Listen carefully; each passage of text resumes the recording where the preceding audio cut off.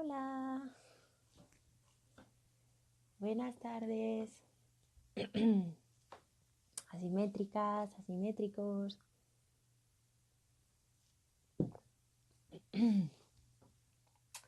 ¿Qué tal?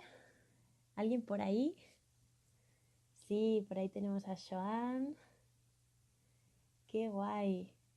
Bienvenidos, Silvia.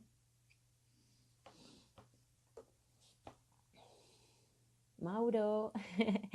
Bienvenidos. Voy a esperar un poquito a que os vaya avisando Instagram de que ya estamos. Y nada, recordar que ayer, que seguro que muchos estuvisteis, ayer estuvieron con nosotros Alejandro y Gonzalo de Nundo, que estuvimos leyendo con ellos Vacío, Sustracción y Silencio. La verdad que fue una pasada. Hoy he vuelto a ver el directo, el vídeo y todo. La verdad que salieron temas súper interesantes. Y de hecho por eso ya les he ofrecido fechas a ver si conseguimos cuadrarlo para hacer una segunda sesión con ellos, una segunda sesión de lectura con ellos, que la verdad que muchos cuando lo comentamos aquí dijisteis sí, sí, sí, otra, y nada, a ver si lo podemos repetir la semana que viene. Hola Salomón, Pingüino, Arquitectura Magenta, Auxi, Adriana, dice Mauro Bravo, Verónica, Nundo, estos días más aún. Pues sí, tal cual, la verdad. La verdad es que son un colectivo muy especial que proponen cosas pues muy interesantes que además ahora están totalmente delante de nosotros y bueno, yo creo que hay que reflexionar y hay que trabajar en esa dirección, ¿no? Así que nada, les vamos a volver a tener aquí. Les vamos a volver a tener aquí. Perdonadme que no he vuelto a no poner en silencio el móvil. Eh, eh, Eso, a ver si conseguimos cuadrar la fecha para la semana que viene que vuelvan.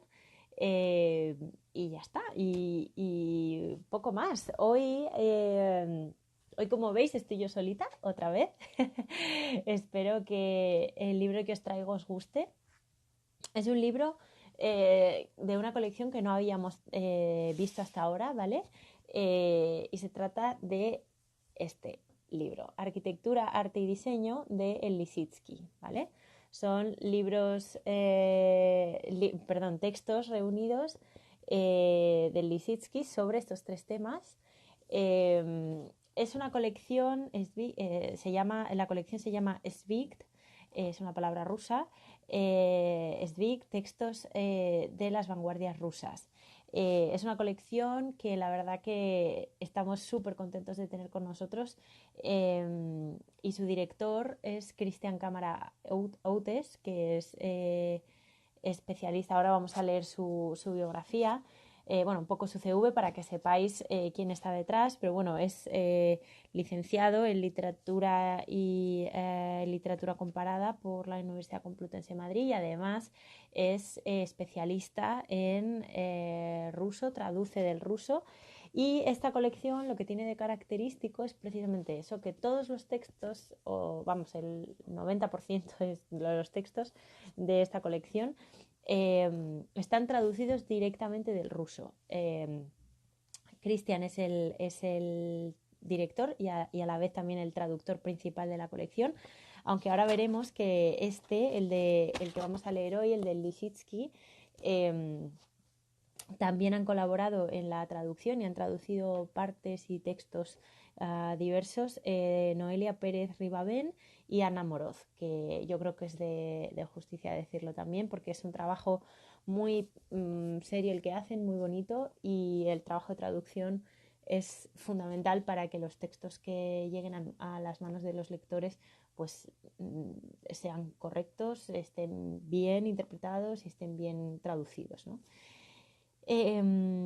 Pues nada, por cierto, voy a preguntar, que ayer pregunté muy poquito, ¿se oye bien ahora? ¿Se oye bajito, alto? Bueno, vosotros me decís, ¿vale?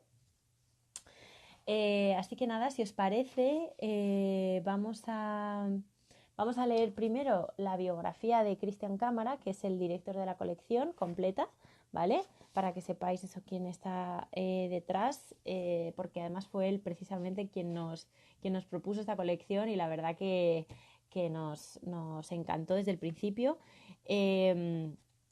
Os lo voy a leer, ¿vale? Dice así que Cristian Cámara Outes es licenciado en Teoría de la Literatura y Literatura Comparada por la Universidad Complutense de Madrid y completó sus estudios en la Universidad Iberoamericana de México. Entre 2013 y 2016 trabajó como profesor de literatura española en la Universidad Federal del Sur, Rostov del Don, Rusia, y ha publicado en numerosas revistas de España e Hispanoamérica artículos y reseñas sobre temas como la teoría literaria del formalismo ruso, la narrativa vanguardista y la estética de Walter Benjamin.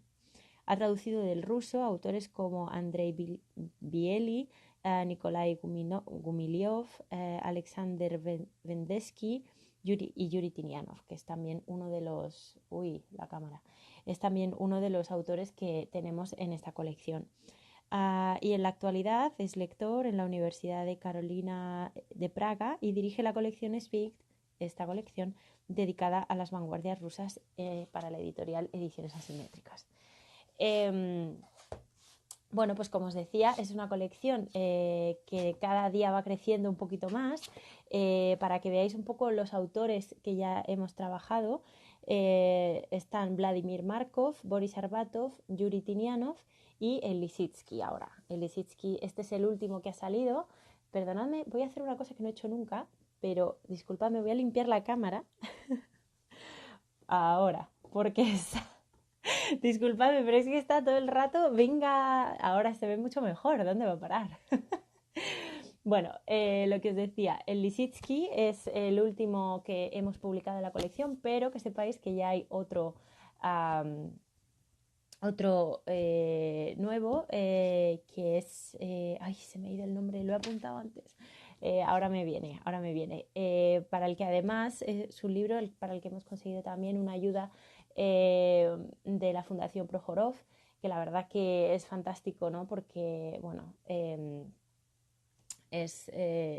siempre viene bien, sobre todo además para el soporte y hacer mucho más equipo, ¿no? Y mucha más, digamos, comunidad editorial, por así decirlo, ¿vale?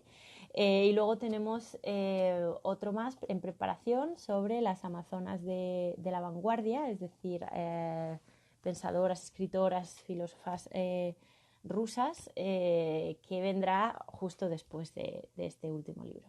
Así que nada, si os parece, vamos a empezar ya con este. Para los que os estáis uniendo ahora, vamos a leer Arquitectura, Arte y Diseño de el Lisitsky, que son, como decía al principio, escritos reunidos por Cristian Cámara. Voy a leer también la biografía del Lisitsky, por si acaso supongo que todos y todas le conocéis, pero bueno, vamos a ponernos también en contexto todos, ¿vale? Dice así, el Lisitsky nació el 23 de noviembre de 1890 en la pequeña aldea de Pokinovsk, cerca de Smolensk, en el seno de una familia judía. Gran parte de su infancia transcurrió en Vitebsk, en la actual Bielorrusia, donde recibió su primera formación artística en la Academia de Yehuda Pen, con Marc Chagall como compañero de estudios. En 1909 se trasladó a Alemania para estudiar arquitectura en la Technische Universität de Darmstadt, y después de la Revolución de Octubre, ya de vuelta en Rusia, participó en diferentes movimientos vanguardistas, como el suprematismo, el constructivismo, y realizó una intensa actividad como propagador de los ideales revolucionarios, tanto en su propio país como en el extranjero. Fue pintor, diseñador, ilustrador, profesor, arquitecto, ingeniero, tipógrafo, fotógrafo, constructor y comisario de exposiciones. En todas sus múltiples actividades le guió la convicción utópica de que la tarea del arte consistía en contribuir a la construcción de un mundo nuevo. Eh, Os voy a leer también el índice, ¿vale? Y la presentación que preparó el propio Cristian para que sepáis un poco el contexto en el que nos vamos a mover. El índice, por supuesto, empieza con una presentación, con la presentación, y luego el libro se divide en dos partes. Una primera parte donde están reunidos los textos, digamos, del Lissitzky, y una segunda parte de apéndices, digamos, que reúne también a otros autores que fueron de su círculo e incluso con los que se carteaba, ¿vale? Entonces, en la primera parte, que son los textos de Lissitzky, tenemos Suprematismo y construcción del mundo, La superación del arte, Catástrofe de la arquitectura, Prouns, El bloqueo contra Rusia llega a su fin, El nuevo arte ruso, El espacio de los Prouns, Elemento e invención, Arte y pangeometría, La organización del espacio expositivo, Cultura de la vivienda, Sobre el mobiliario de viviendas, Fotoescritura, Premisas artísticas para la estandarización del mobiliario, La formalización poligráfica del libro y La calle de hoy. Y en la segunda parte, que es la que reúne esos textos, digamos, anexos al libro, tenemos el fotomontaje como nuevo arte de agitación de Gustav Klutzis, los nuevos métodos de pensamiento arquitectónico de Moisei Ginsburg, del caballete a la máquina de Nikolai Tarabukin, y la correspondencia, ciertas cartas, no toda la correspondencia, ciertas cartas entre Kazimir Malevich y el Lissitzky. Así que si os parece, si me oís bien y me dais a alguien así un dedito para arriba y se oye todo correcto, si me dais paso de sonido, voy a empezar a leer la presentación, ¿vale? Para contextualizar el libro, y luego vamos a hacer, la verdad es que os tengo medio libro seleccionado para leeros. Vamos a ver lo que da. Vamos a ver, genial, chicos. Gracias Pedro, gracias a Liber Linches por darme el ok. Vamos a leer la presentación, pero luego a ver lo que me da tiempo a leeros del resto del libro, porque es una locura lo que tengo señalado para leeros. No va a dar tiempo seguro, pero bueno, vamos a empezar, ¿vale? Si os parece, genial. Dice así, presentación. Dice, la peripecia vital de Lissitzky ciertamente responde a la idea romántica del destino extraordinario y casi rocambolesco del artista, incluyendo tuberculosis, revoluciones, guerras, viajes, episodios oscuros de espionaje, encuentros inspiradores, amor y totalitarismo. Nacido en 1890, durante sus primeros años de actividad creadora, exploró una serie de movimientos abstractos antes de enfocarse definitivamente en el diseño entendido en el sentido más amplio posible.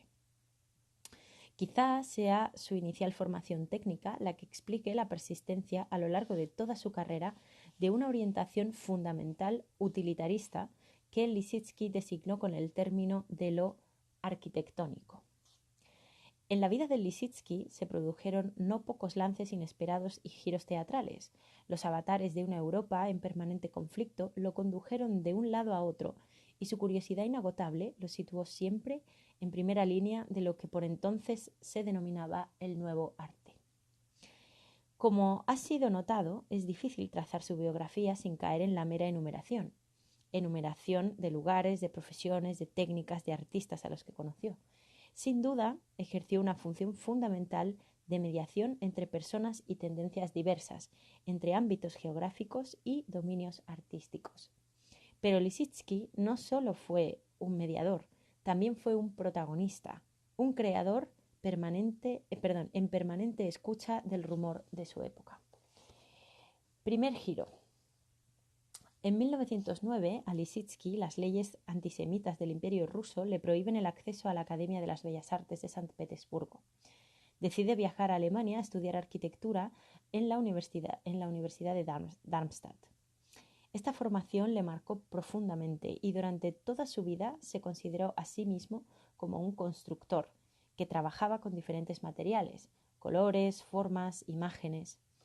En esta primera estancia en Europa occidental, Viaja por Italia y visita en varias ocasiones París, la capital indiscutida de la modernidad artística internacional, donde al parecer se implica sobre todo en los círculos donde se discute la situación de la herencia artística judía en Europa Oriental. Segundo giro.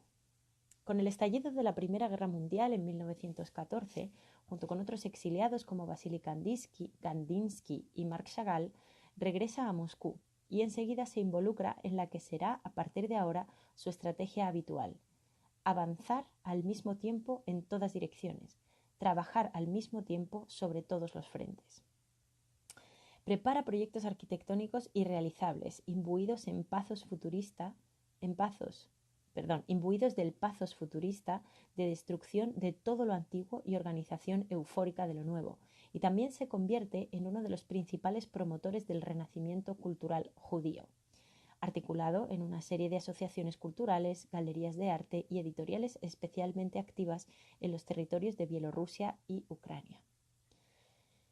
Desde 1791 los judíos tenían prohibido residir en buena parte de la Gran Rusia. 1919 fue un año clave y, más que un giro, toda una serie de piruetas. Su amigo Chagall le invita a incorporarse como profesor en la nueva Escuela Popular de Arte de Vitebsk. Sin embargo, ocurre algo inesperado y muy pronto queda fascinado por el carisma y la radicalidad estética de Kazimir Malevich, que llegaba rebotado, pero de ningún modo apaciguado o escarmentado, de las trifulcas futuristas peterburguesas. El encuentro no pudo haber tenido lugar en mejor momento y sus consecuencias fueron perdurables. Lissitzky abandona definitivamente la figuración y en sus trabajos para la agrupación Uno Bis comienza a destacar y llamar la atención en el panorama artístico posrevolucionario. La evolución de las opiniones de Lissitzky respecto del suprematismo malekiviano se puede seguir con claridad desde textos iniciales de aceptación entusiasta como Suprematismo y Creación del Mundo, hacia un progresivo alejamiento crítico y búsqueda de vías propias que quedan definitivamente perfiladas por el ejemplo Arte y Pangeometría. Ambos textos aquí en este libro reflejados. Pese a todo, y a pesar de las diferencias fundamentales del temperamento y concepción del arte, Lissitzky nunca dejó de considerar el cuadrado negro como un eslabón indispensable en la evolución del arte reciente y como el punto extremo de negación a partir del cual era posible la reconstrucción de la realidad sobre nuevas bases. Hacia esta reconstrucción se orientan precisamente los primeros prongs que Lissitzky empieza a elaborar en 1919. En estos utiliza procedimientos como las perspectivas múltiples y los ejes cambiantes para exceder desde dentro el lenguaje plástico suprematista en la dirección de una imprescindible tridimensionalidad arquitectónica. Lissitzky trabajó durante 10 años con sus prongs, desarrollándolos desde los primeros cuadros y litografías de carácter plano hasta esculturas e instalaciones artísticas. Sirvieron como fundamento para sus experimentos posteriores en arquitectura y diseño de exposiciones. En estos trabajos, los elementos arquitectónicos básicos, volumen, masa, color, espacio y ritmo, servían para materializar un modelo utópico de relaciones humanas guiado por los principios de funcionalidad y economía. Todo esto lo refleja en el texto Prongs de 1922. 1920 y otro giro más. El lenguaje pictórico de los prongs y el entramado teórico que lo sustentaba aproximaban a Lissitzky mucho más a la tesis del constructivismo pujante que a las del vagoroso suprematismo. Era el signo de los tiempos. La revolución necesitaba ingenieros constructores y no estetas inspirados. En 1920 se traslada a Moscú y se integra como un pez en el agua en el Inyuk y los talleres estatales Bijutemas, que por aquel entonces se habían convertido en el bastión del primer grupo de artistas constructivistas. Durante 2 años, hasta diciembre de 1921, comparte experiencias y afanes con los artistas como Rodchenko, Popova, Tatlin o el inefable Mayakovsky. El lema del día era la orientación hacia la producción, hacia un arte masivo y utilitario integrado en el sistema industrial y despojado de los espejismos y quimeras de la concepción burguesa. Con este bagaje de ideas, Lissitzky llega a Berlín como embajador cultural de la Unión Soviética. La trepidante escena artística de la capital de la Alemania de Weimar lo acoge con los brazos abiertos. En 1922 y 1923 el número de sus proyectos y colaboraciones es impresionante. Organización de la exposición de arte ruso en la Galería Van Diemen, ciclo de conferencias sobre el nuevo arte ruso en Berlín, Rotterdam, Utrecht y La Haya. Participación en el Congreso Internacional de Artistas Progresistas de Düsseldorf, seguido por el Congreso de Artistas Constructivistas y Dadaístas en Weimar. Colaboraciones con De Stijl, de Theo van Doesburg, la Bauhaus con De Stijl de Theo van Doesburg, la Bauhaus de Walter Gropius, la Asnova de Nikolai Ladovsky y Merz de Kurt Schwitters, así como artistas como Richter, Moholy-Nagy, Arp o Schincholt. Un proyecto muy característico del momento es la revista Welch Object, junto con Ilya Ehrenburg, concebida como órgano para promover el diálogo entre representantes de diversas tendencias artísticas implicados en un frente amplio constructivista. Todo parece ir de la mejor de las maneras cuando de repente en octubre de 1923 le diagnostican los primeros síntomas de tuberculosis y debe trasladarse a un sanatorio suizo en las cercanías del Orcano para seguir un tratamiento. Permanece ahí junto a su esposa, Sophie Coopers, hasta 1925. A pesar de los problemas de salud y relativo aislamiento de los que se queja en las cartas que se le escribe a Malevich, se trata también de una época fecunda, hallazgos y descubrimientos. Se dedica al diseño gráfico, la publicidad, crea la imagen corporativa de la firma de artículos de escritorio Pelican y la fotografía. Pero sobre todo queda deslumbrado con las posibilidades que entrevé en la técnica del fotomontaje. Como se puede ver en los textos de este libro, el constructor y fotoescritura. Dentro de poco, el fotomontaje se había de convertir en la técnica artística por excelencia de los convulsos años 30, no solo en la Rusia soviética. A partir de 1925, el Lissitzky regresa a Moscú, donde permanece de manera relativamente estable hasta su muerte en 1941, con viajes esporádicos para la organización de exposiciones, La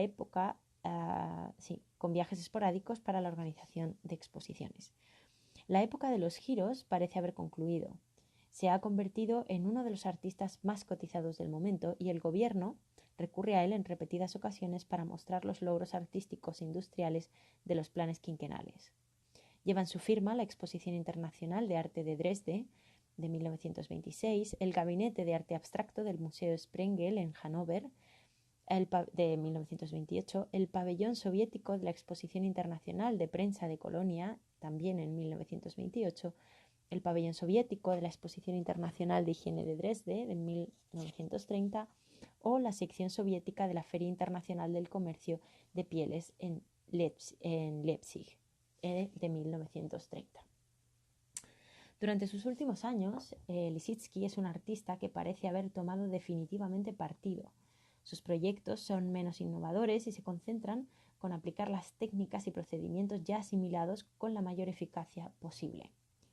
En ocasiones, los trabajos de esta época han sido criticados por abandonarse a un kitsch estalinista carente de distancia crítica. Pertenecen a esta época sus colaboraciones con la revista de propaganda URSS en construcción, destinada a la audiencia occidental y publicada en ruso, inglés, alemán y francés, y el diseño del Parque Gorki de Ocio y Cultura de Moscú.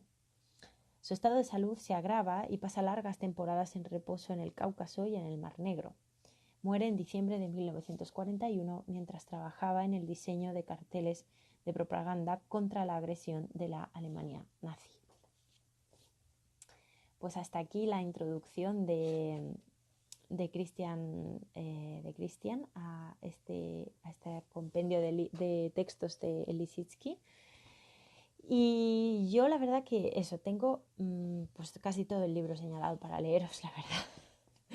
Así que si os parece, Vamos a empezar con un texto que se titula Catástrofe de la arquitectura. Y después vamos viendo los demás, porque es que no tiene desperdicio ninguno, la verdad, no tiene desperdicio ninguno, pero vamos a empezar por este, ¿vale? Voy a beber un poquito de agua. Para los que os estáis uniendo y estáis preguntando qué libro leemos, es este, Arquitectura, Arte y Diseño de Lissitzky, de la colección Svigt. Vamos allá, ¿os parece? Vamos a ello. Dice así: Catástrofe de la arquitectura. Es un texto que se publica originalmente en la revista IZO de Moscú en 1921. Dice así. Dice: nos encontramos en un momento crucial dentro del trayecto que conduce hacia la participación directa del artista en el proceso de creación de la cultura material. El arte arquitectónico siempre ha tenido una función privilegiada en la encarnación de la cultura de una época en formas materiales. Ahora bien, ¿cuál es la situación actual de nuestra arquitectura? El Departamento de Arquitectura del Comisariado Popular de Educación, Narkompros, ha publicado recientemente una serie de artículos en los números 1 y 3 de la revista Vida Artística. No lo voy a leer en ruso, lo voy a intentar leer en ruso. Vida Artística, en los que expresa con toda claridad su punto de vista sobre la vida de la gente que ahora mismo se encuentra en sus puestos de trabajo y creando la nueva cultura artística constructiva correspondiente a la reconstrucción del Estado sobre nuevos principios. La estrechez de miras y el conservadurismo implícitos de esta visión se encuentran plenamente indicados en esta cita, puesto que en una época en la que las bases mismas de la antigua sociedad han sido destruidas y un mundo entero está naciendo ante nuestros ojos, resulta una imperdonable ceguera burocrática pretender que la tarea del presente consiste exclusivamente en la reorganización del Estado y quizá en el establecimiento de unas cuantas regulaciones urbanísticas. No nos detendremos mucho en discutir los argumentos aportados en estos escritos, como por ejemplo la preocupación que los autores dicen sentir por las condiciones de vida de la clase trabajadora y el campesinado. Estos dos términos los pone entre comillas. Esta nueva escuela lleva su atrevimiento incluso hasta el punto de hablar de utopía. Hoy en día, a esta escuela le ha sido asignada la responsabilidad de diseñar el proyecto de urbanización del Moscú del futuro y el trazado de las arterias por las que debe fluir la nueva vida de la capital soviética. Sin embargo, para establecer este trazado, estos utopistas del taller de arquitectura del Sovdep no han tenido mejor idea que recurrir para inspirarse a un mamotreto apolillado con mapas del siglo XVII y, al final, han llegado a la brillante idea de restituir las carreteras de circunvalación que existían en la antigüedad de la ciudad. Además de esto, proyectan la edificación de una city moscovita que debe ubicarse en los distritos de Nilkovsky, Babarka e Ilinka, remendando la disposición de las vísceras londinenses de la gran metrópolis del capitalismo mundial. En las afueras tienen previsto construir algunas confortables colonias, también lo ponen en comillas, para uso de obreros, etc. ¿De dónde han salido tales utopías? De los archivos. Cuando les encargaron diseñar los planos del nuevo puente Kameny sobre el río Moscú, lo primero que se les pasó por la cabeza fue enviar a uno de sus sepultureros a, cita, llevar a cabo una exploración de los archivos con el objetivo de desenterrar las referencias históricas que se pudieran encontrar. Después, sobre la base de estos hallazgos, y vuelve a citar, se presentó un informe detallado con todos los datos imprescindibles para orientar la selección de la forma artístico-arquitectónica del nuevo puente. Verdaderamente, para construir algo así es necesario saber mucho.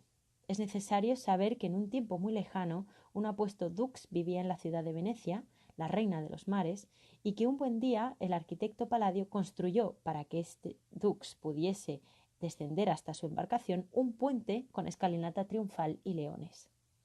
Pero ¿a qué tipo de loco se le ocurriría trasladar todo eso al Moscú actual y con qué objetivo? Las necesidades a las que se enfrenta el día de hoy no tienen nada que ver con todas esas antiguallas desaforadas. ¿Cómo han llegado hasta aquí estas ideas trasnochadas?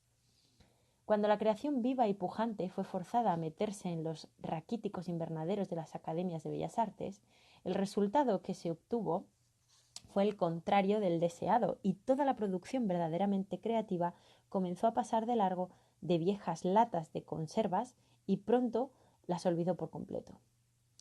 Sin embargo, esto resultó ser cierto sobre todo para la pintura y para la escultura, mientras que en la arquitectura las cosas se dieron de manera un poco distintas. Los jóvenes que comenzaban a estudiar este arte caían bajo el influjo chamánico de un número infinito de ciencias anticuarias con las que los aturdían a más y mejor sus venerables maestros de luengas barbas. Poco a poco, la cháchara inacabable de estos ancianos conseguía estrangular todos los impulsos creativos que pudiesen existir en sus pupilos. De esta manera comenzaron a crecer entre nosotros unos monstruos, enciclopedias andantes de todas las épocas pasadas, pero tan arrugados y tan incapaces para la vida como son todas las cosas antiguas. No tiene nada de asombroso que al cabo del tiempo el término mismo de arquitecto haya llegado a convertirse en objeto de burla o incomodidad entre otros artistas. Mientras tanto, nuevos vientos se habían desencadenado desde el oeste. Las revoluciones removían la tierra. En sustitución de las 8 maravillas de la antigüedad, apareció la ciudad moderna. En París, bajo Napoleón III, la burguesía triunfante barrió las callejuelas medievales que atestaban el centro y comenzó a instalarse en los nuevos barrios construidos a lo largo de los grandes bulevares. Poco a poco cristalizaba una imagen nueva del mundo burgués capitalista en la forma de su ciudad. Cuando el capitalismo imperialista le tomó la delantera a su hermano menor y menos exitoso, el capitalismo comercial pequeño burgués, apareció también la filantropía y el amor por la naturaleza. Ebenezer Howard intentó en Londres la ciudad jardín, unas pequeñas y agradables casitas situadas en las afueras, a donde podían escapar todos aquellos que estuviesen fatigados de la ajetreada vida del centro. Esta brillante idea entusiasmó en Alemania a todos los Krupps y semejantes que comenzaron a filantropizar a sus obreros a más y mejor e instalarlos en semejante tipo de colonias. Este es el origen de las ideas de nuestros anticuarios filantrópicos, que se preparan ahora para trasplantar a la Rusia comunista el modelo de ciudad del capitalismo imperialista, con su bolsa ubicada en el centro, la City, y sus fábricas llevadas a las afueras donde no molesten, sus pequeñas casitas filantrópicas para trabajadores y todo lo demás. Pero todo esto da como resultado una mera estilización degradada, nacionalista y chauvinista, la preservación de costumbres moribundas y la restitución inviable del estilo histórico de la época de nuestras tatarabuelas. En el lenguaje actual existe un término para definir con precisión todo esto: contrarrevolución. Todo esto es la creación moribunda de una burguesía moribunda. Aquí no queda nada ya del atrevimiento de los primeros Haussmanns, que durante los primeros días de su victoria le abrieron el vientre al viejo París para dejar una imagen brillante de su potencia. A estos anticuarios rusos, en cambio, ni siquiera el París burgués les parece suficiente. Vuelan con su imaginación mucho más lejos, hasta la Alejandría de Alejandro el Macedonio y el Cairo de los faraones, y allí pierden la cabeza con éxtasis fútiles y se abandonan a todos los arrebatos de la hipnosis estética. Pero esto es un crimen respecto a las tareas que exige de nosotros nuestra época. El tiempo del que disponemos no es tanto y debe ser utilizado provechosamente en el estudio de la experiencia viva que está construyéndose ante nuestros ojos. No podemos permitirnos huidas románticas hacia el pasado para consolarnos de nuestra propia falta de talento con columnas griegas, templos romanos y bulevares parisinos. En lo que se refiere a las fábricas y asentamientos de trabajadores, la actitud es incluso más contrarrevolucionaria. Tenemos proyectos de fábricas, y también algunas fábricas construidas, en las que el arquitecto artista, una vez más, no ha hecho más que aprovechar la ocasión para colar un templo romano. Infinitas cantidades de columnas e infinitas cantidades de materiales de construcción han sido desperdiciados para la satisfacción de un solo hombre, el constructor. Demasiado ha sido hecho ya para el placer de un par de diletantes. Tenemos una estación de ferrocarril que es una obra maestra del estilo de los pabellones nacionales de las exposiciones internacionales, los cuales, por cierto, se construyen ni más ni menos que en 6 meses. Y nos quieren convencer de que esto es arte. Ahora intentan elaborar un tipo de casa unifamiliar para trabajadores. ¿Por qué gastar dinero en proyectos? En el futuro próximo será posible importar todo esto ya hecho de Alemania, América o Inglaterra. ¿Pero realmente necesitamos nosotros todo esto? ¿Necesitamos una casa separada para cada uno? ¿Una casa propia en la que todas las comodidades se hayan reducido a un mínimo indispensable de manera que todos los extras puedan ser ofrecidos por el patrono? ¿Será esto suficiente para los trabajadores rusos? Tengo una carta de un trabajador ferroviario, Smirnov de Orenburg, en la que se refiere a la edificación de un complejo habitacional para 10.000 trabajadores en ferrocarriles y sus familias. En esta carta pide respuestas claras y positivas a las necesidades de un hombre culto de nuestro tiempo. Termina su carta extraordinariamente interesante señalando que esta es claramente una tarea de muchos años, pero que debe ser concebida de una manera mucho menos filantrópica. Y cita ahora: el propietario no puede dejar de ser sensible a esto y no quiere colonias para trabajadores. Termina la cita. Ahora comenzamos a comprender que nuestros venerables ancianos se han consagrado al arte de la arquitectura y que todo lo demás para ellos pertenece al arte de la construcción. Que los constructores diseñen y construyan el marco vivo de la fábrica o el centro comunitario, que ya vendrán después los arquitectos con sus polvos y afeites y sus pelucas falsas sus pelucas y falsas barbas de los estilos anticuados y los pegotearán y espolvorearán sobre las obras carentes de verdadero arte de los constructores. ¿Acaso debe un edificio obtener su raison d'être del arte de la arquitectura? Visto de esta manera, ¿no resulta esta arquitectura semejante a un parásito en el cuerpo sano del edificio?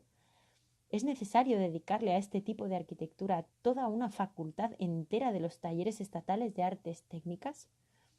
¿Acaso el águila bicéfala adornada con los blasones de todos los estilos posibles, con el orbe de Grecia y el centro de Roma en sus garras, fue arrancada del frontón de la academia solo para ser llevada a la sala de lectura y allí encontrar consuelo en los brazos de la joven generación? ¿Qué es lo que tiene este águila desplumada que está hipnotizando de esta manera a los jóvenes? ¿O es que la juventud es también impotente? ¿Puede realmente tener alguna fe en diplomas recibidos de ocas cuyos ancestros salvaron Roma? Pese a todo, la vida exige creadores. ¿Y dónde hemos de encontrarlos si no es en el arte de la construcción? Es decir, en esa esfera que afronta ese momento en la enorme tarea de remodelar el nuevo cuerpo de la vida de acuerdo con la reorientación generalizada de sus contenidos. Madre mía. Me he venido hasta arriba, me parecía estar dando hasta un discurso. Madre mía. Me faltaba el atril y levantar la mano, no sé. Bueno, ¿qué os ha parecido? Absolutamente revolucionario, ¿no? Absolutamente subversivo y en contra, ¿no? Revolucionario, totalmente. En fin, ¿qué? ¿Seguimos leyendo? ¿Leemos un par más? ¿Qué os parece? ¿Sí? Voy a buscaros los que se ríe. Arquitectura Magenta se ríe, sí. Me he venido arriba total, pero total, ¿eh? De verdad. De verdad os lo digo. A ver. Yo creo que vamos a leer primero Elemento e Invención, que es cortito y yo creo que me da tiempo. Y así os voy leyendo los que más... para que me dé tiempo a leeros varios, ¿vale? Porque hay algunos que son maravillosos porque son súper largos. Necesitaríamos otra hora casi. Vale, voy a leeros Elemento e Invención, ¿vale? Eso que es cortito y luego paso al siguiente, ¿vale? Vamos allá. Elemento e Invención. fue publicado por primera vez en alemán en la revista ABC Beiträge zum Bauen en Basilea, sí, en 1924. Y dice así. Existen dos momentos que determinan la creación moderna, el elemento y la invención. El elemento.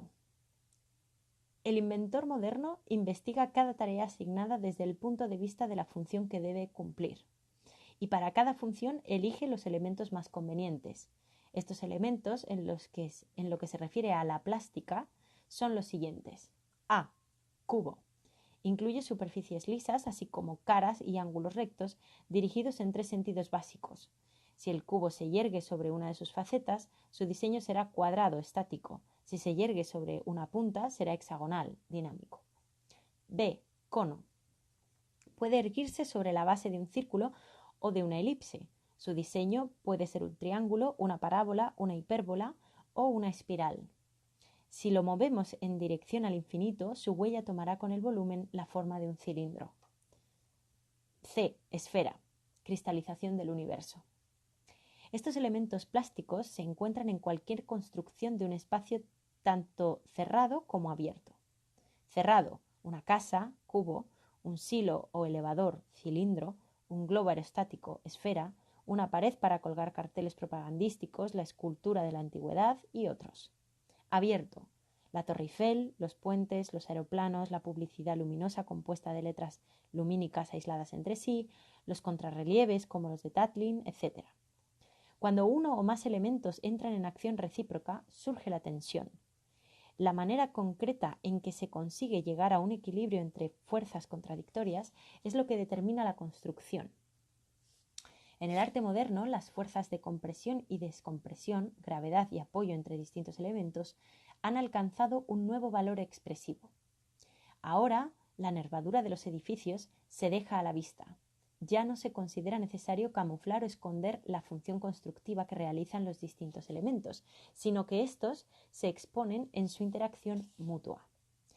La construcción respira la salud que dimana de la desnudez. Los elementos, en lo que se refiere a los materiales, son, desde el punto de vista de la resistencia, hormigón, fuerza de compresión, hierro, fuerza de descompresión, etc. Desde el punto de vista de la elaboración, aluminio, forjado, vidrio, fundido, etc. Desde el punto de vista de la deformación por carga o por alguna otra limitación. Entre los materiales que presentan alguna limitación específica se encuentra el vidrio, los materiales vulcanizados, las láminas de madera prensada. Concedemos una gran importancia a la cualidad extrema de la superficie, si es áspera o lisa, granulosa o pulida, brillante, vidriosa, etc. De esta manera se obtiene simultáneamente una interacción óptica y táctil. Se trata de un fenómeno que fue investigado inicialmente en el ámbito de la pintura y posteriormente se ha expandido para su aplicación en otros distintos. En lo que se refiere a sus cualidades cromáticas, los elementos son los colores puros, sin aditivos de ninguna clase. De esta manera, los colores estarán desprovistos de valores y tonos, que vendrán dados por los materiales por sí mismos y se entregarán desnudos en su afección fisiológica directa. El color rojo se asemeja a una vibración energética. El color blanco es el color de lo higiénico y lo espacial. El color negro corresponde a la destrucción del volumen. En la ciudad moderna, el color debe cumplir la función de indicación de direcciones. Todas las calles que se dirigen en una misma dirección deben estar pintadas de un mismo color. Por ejemplo, pintando los pisos superiores de una fachada o pintando una de cada 5 fachadas. De esta manera hemos distinguido una serie de elementos de formalización que es necesario simplemente ordenar en una tabla como si fueran elementos químicos. Estos elementos construirán unos nuevos materiales que nos permitirán huir de los cachivaches anteriores con los que ya nos hemos hartado de jugar. Sin embargo, la combinación libre de elementos, que por sí misma puede tener un efecto estético estimulante, no es lo que nos interesa en este momento. Tenemos que ocuparnos ahora del segundo de los componentes de la forma moderna que hemos señalado en un principio. Ese segundo elemento es la invención. El inventor moderno investiga cada tarea asignada desde el punto de vista de la función que debe cumplir. Con este objetivo, escoge de entre los elementos anteriormente distinguidos aquella combinación que le convenga con mayor claridad y evidencia. De esta manera, la forma se presenta como el resultado invariable de la tarea asignada que le corresponde hallar al inventor. No existen formas que sean un fin en sí mismas. El inventor les plantea determinadas demandas a los elementos y como resultado de estas demandas aparecen nuevos materiales, colores, etc. La técnica bajo la presión de la nueva vida abrió el camino hacia el elemento invención. El arte hace ya muchos siglos que no es capaz de introducir ningún tipo de presión sobre la vida. Se desprendió de esta, se volvió demasiado libre y con esa libertad se convirtió en un parásito que se alimentaba de los recursos acumulados a lo largo de la historia. Hoy en día nos encontramos en el borde entre, por un lado, las mascaradas egipcio-greco-romano-góticas y por el otro, la telegrafía sin hilos y los vuelos espaciales. El inventor moderno se apresura a corresponder a las tareas que le exige la nueva vida. Por esto, los descubrimientos más poderosos se realizan hoy en día en los laboratorios. En ellos se está definiendo la lógica de la construcción y el dominio del número, que da una explicación de las cosas de acuerdo con fórmulas básicas y claras. Así, la invención moderna llega a la significación universal, en la que no importa, por ejemplo, que un aeroplano sea francés, americano o estadounidense, ya que la invención adquiere una fuerza mundial, biomecánica, que se mueve hacia adelante superando todos los obstáculos en su camino. Ambos elementos de la forma moderna, el elemento y la invención, son inseparables.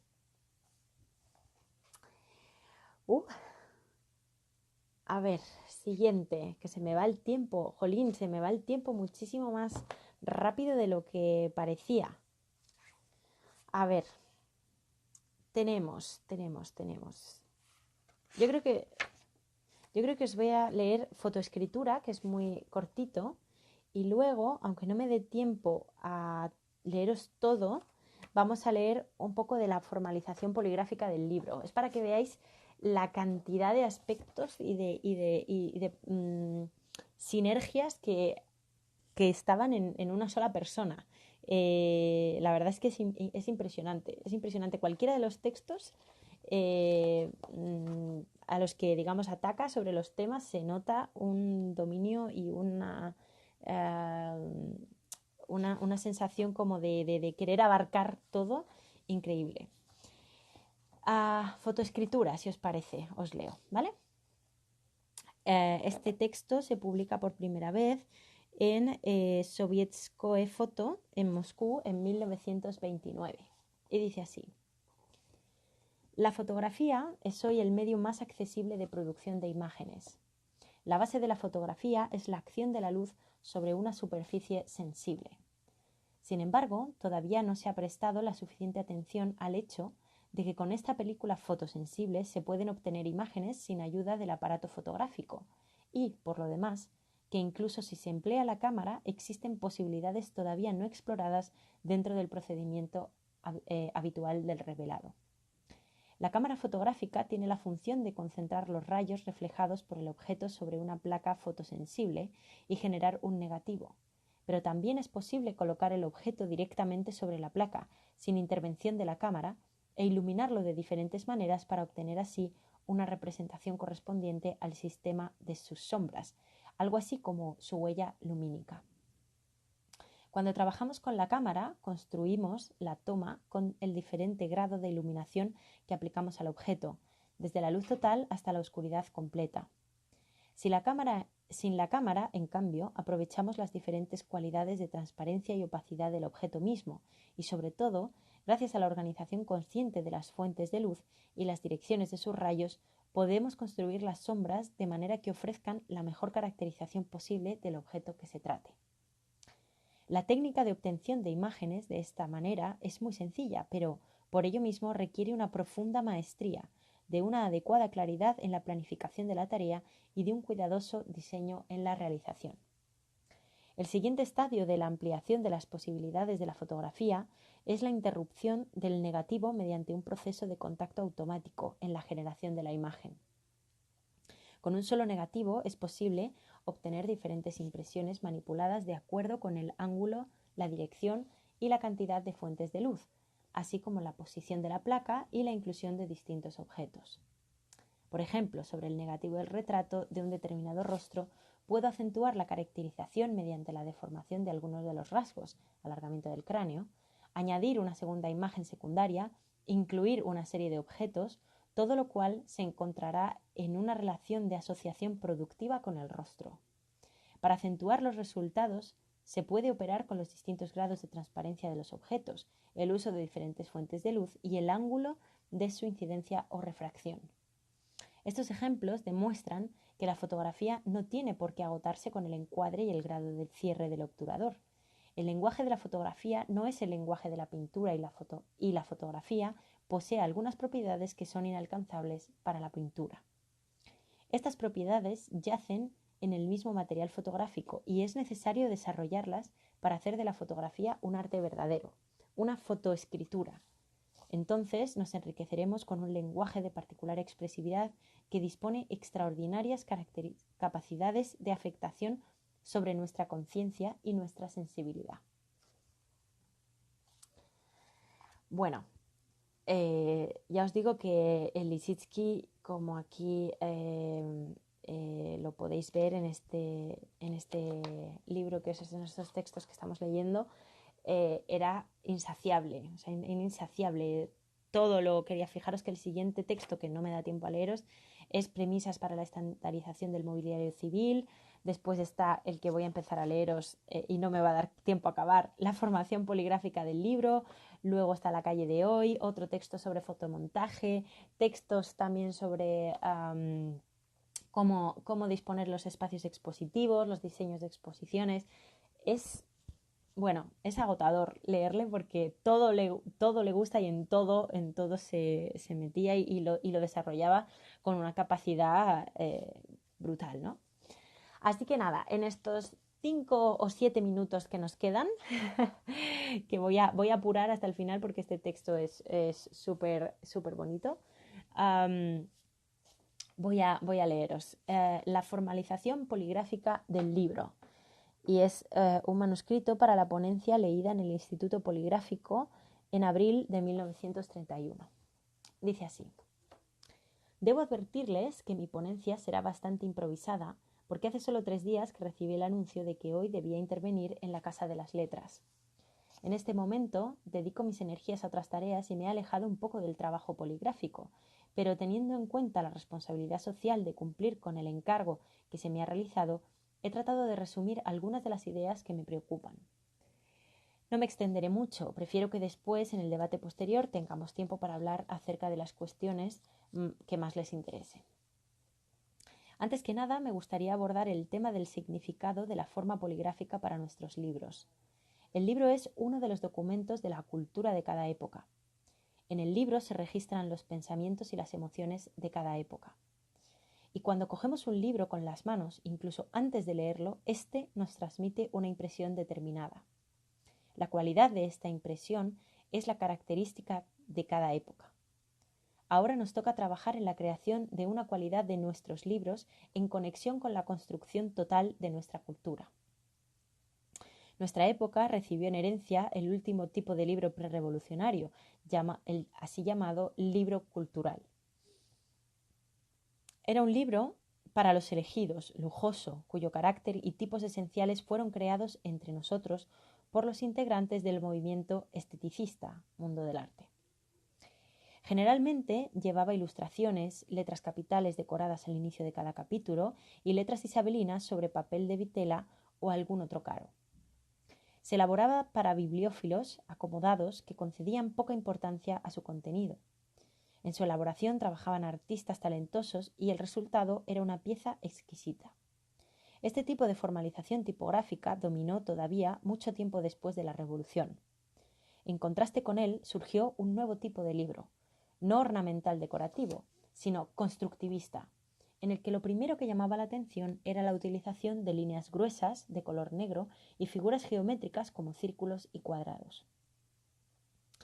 En principio se diría que la diferencia entre estos dos tipos de libros no puede ser mayor. Sin embargo, hay que decir que la ornamentalidad del libro no se refiere únicamente a las ilustraciones, grabados, portadas, etc. La utilización de formas geométricas y fuentes gruesas en los libros constructivistas no es todavía el momento fundamental. El decorativismo y el barroquismo del mundo del arte pueden expresarse perfectamente en formas abstractas, y en muchos casos hay que lamentar que todas esas figuras geométricas solo sirvieron para reemplazar a las antiguas viñetas. Un libro que se titula La ciudad socialista tiene en su portada un cuadrado rojo y sobre este cuadrado va escrito en letras gruesas el título La ciudad socialista. La forma inmaterial del cuadrado no llega a convertirse en material. Me permito mencionar esta cuestión para dar a entender que todavía es necesario penetrar más profundamente en la esencia de la formalización tipográfica. Ocurre que en nuestra época la formalización ya no se atiende a criterios de gusto. Cuando los del mundo del arte editaban un libro, toda la importancia recaía en si era de buen gusto o no lo era, en si era bello o no lo era.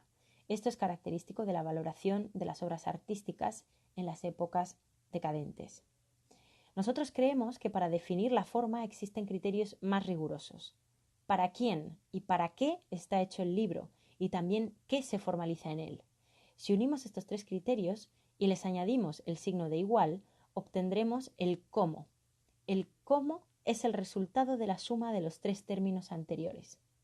Creo que no es necesario que en esta época de construcción de los fundamentos socialistas hablar demasiado del para quién, el para qué y el qué.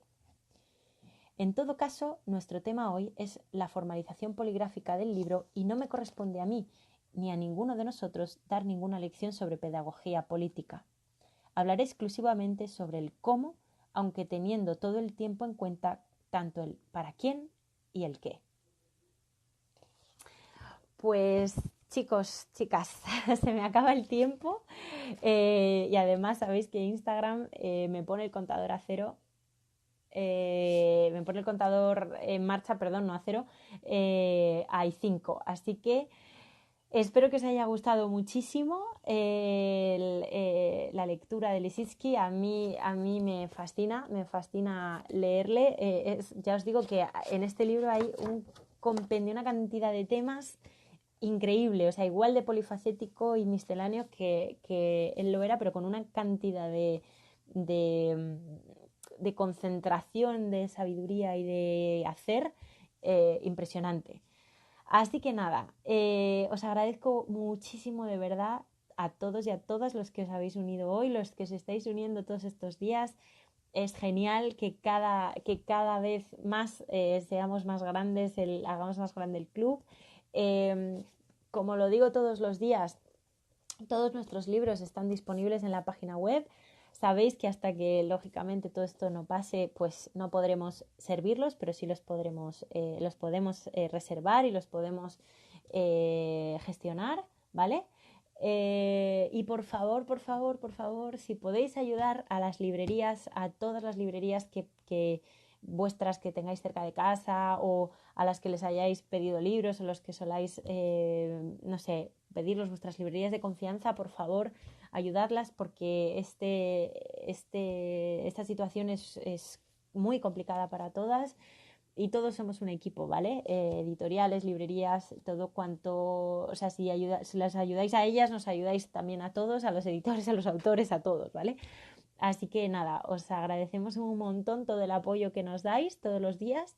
También agradezco un montón a todos los que nos veis no solo desde España, sino por ejemplo como Salomón hoy desde Colombia y otros días que habéis estado también pues desde México, desde Italia, desde, no sé si está por aquí Alejandra desde Italia, no sé, que aquí estamos todos los días, estaremos, seguiremos. Mañana tenemos invitada Rosana Rubio, que vuelve con el vidrio porque el otro día no lo pudimos hacer.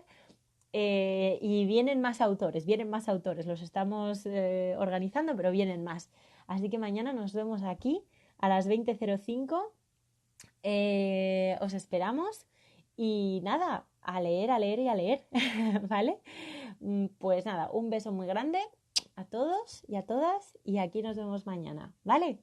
Chao, gracias.